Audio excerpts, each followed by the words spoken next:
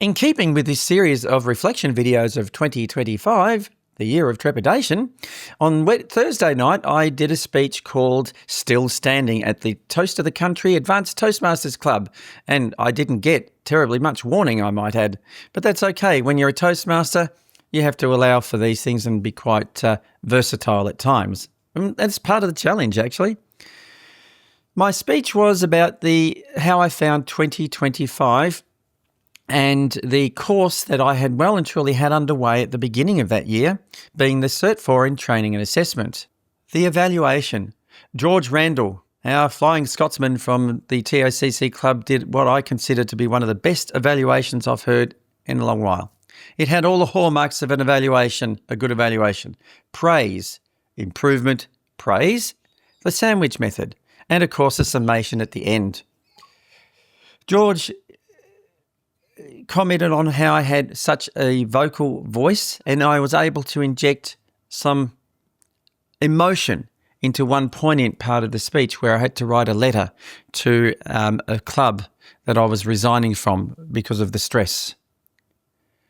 The improvement was, because I'm vision impaired and had no time to rehearse the speech, I had my notes on my iPad, and at times I held on to on my iPhone rather. At times I held on to my iPhone rather than perhaps leaving it on the lectern and going over to that. He said it was a distraction, and I would agree. Looking at the video in post-production, it is. There was more praise with the subject matter, the pauses for effect, and of course the summation. So thank you, George. And now it's time to hear the speech. I'm Still Standing. Elise Lonsdale, Independent Access Technology Specialist and Trainer.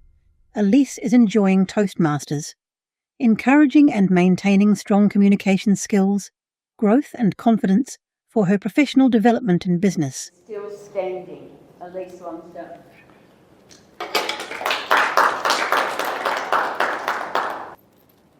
The 19th century German philosopher once said that Friedrich Nietzsche once said that what doesn't kill you makes you stronger. And I believe there's been several songs written in the similar vein over the years. I'm still standing, which is a good sign. When I woke on January 1, 2025 in Cairns, I knew that this would be the year of trepidation. Worry, angst, uncertainty would be the cornerstones of this year for me.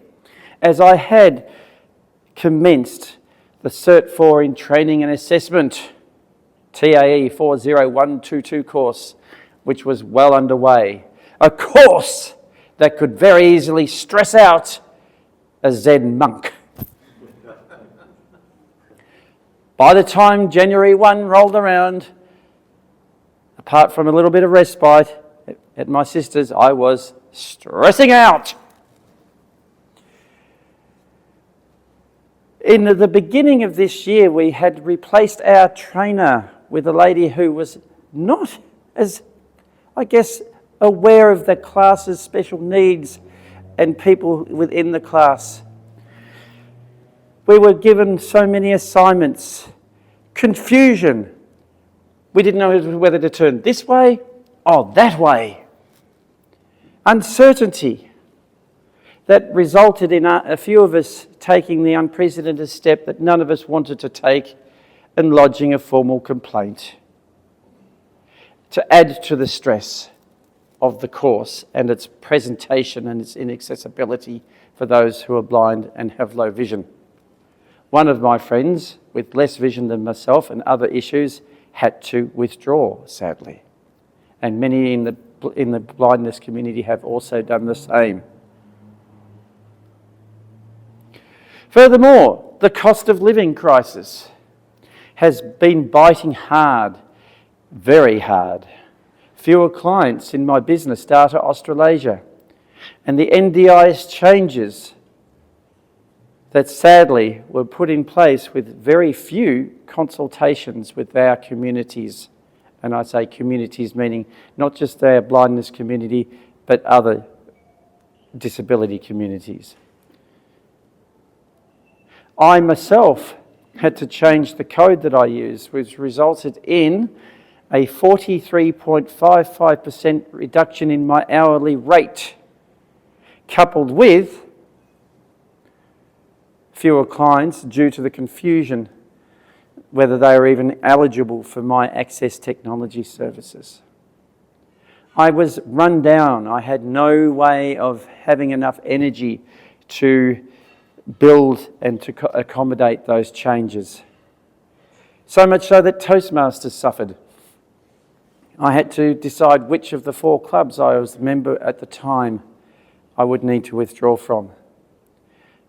One of them was Croydon Yarra Valley Toastmasters, a club that is very special to me.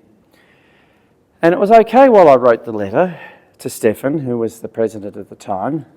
I checked it for spelling, grammatical errors. I read it, reread it. I wanted him to understand what I was doing and why, because I didn't really want to be doing it in the first place because of my other commitments and stress. I was okay, very analytic, very structured. Now, with us vision impaired people, we use keyboard shortcuts on our computers, and the command to send an email when you've completed is Command Shift D. The moment I pressed that, I broke down in tears. A day after that, our trainer said to us, "You have to give up everything in your life and concentrate on this course." I said to the instructor, "Excuse me, yesterday I moved the line in the sand when I wrote a letter to one of my clubs. I am not moving it any further." That was, sadly, the first of many spats I would have with that woman in front of the class, and I was not alone. Others had similar arguments in front of the class. Like I said, it resulted in a formal complaint. As the year wore on, the cost of living, the day before my birthday, as I was tidying the house for some friends coming from interstate and planning my party, a text message turns up. "Please attend next week, for we have noticed an abnormality in a mammogram you had last month." Wow. The nurse apologised when I rang up and she verified my date of birth. I said, "Yes, I know. My 60th birthday is tomorrow." "Oh, I'm sorry," she said. Well, I said, "You are doing your job." So I fronted, and to cut a long story short, it was an in situ, a ductal carcinoma in situ, DCIS, which is regarded as non-cancerous. Fortunately, it was removed. And there began the best parts of the year, because whilst we were up here at the beginning of the year and slowly going down here, things started to get better. In actual fact, they were already getting better, because there was one fateful day that I decided not to go to London Toastmasters back in May. I attended the round table conference 2 hours earlier than I was originally scheduled, and I'm glad I did, because that was the day I met Kirsten, who has had a massive impact on me. A classically trained opera singer in Sydney who is legally blind, like I am.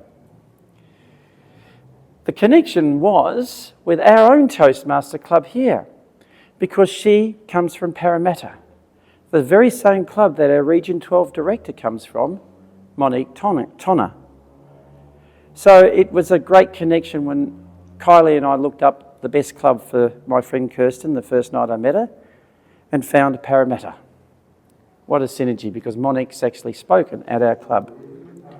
Furthermore, later in the year, I got the opportunity to go and see Kirsten in her home, as she had a personal matter that we needed to attend to, and a friend of mine from another club at Apple Users said to me, "The universe will pay you back in kind." Oh boy, did it what. I was taken to the theatre I saw Kirsten sing in a choir and a rendition of the Hunchback of Notre Dame. I took part in costume changes with her. I took part in sitting with the audio engineers, and I learnt a lot from the wonderful people at the Hills Musical Theatre Company. An enlightening, powerful week, so I got paid back well and truly in kind. The course is finished. It's been on Facebook. The certificate's on the wall. I can get back to building my business and to participating in this wonderful organisation, Toastmasters. So, I'm still standing. In the words of that 19th century philosopher, what doesn't kill you makes you stronger. When I last looked, yep, I'm still standing. I'm not dead, so I must have got stronger. Madam Toastmaster. Thank you, Elise. Thank you. What doesn't kill you makes you stronger.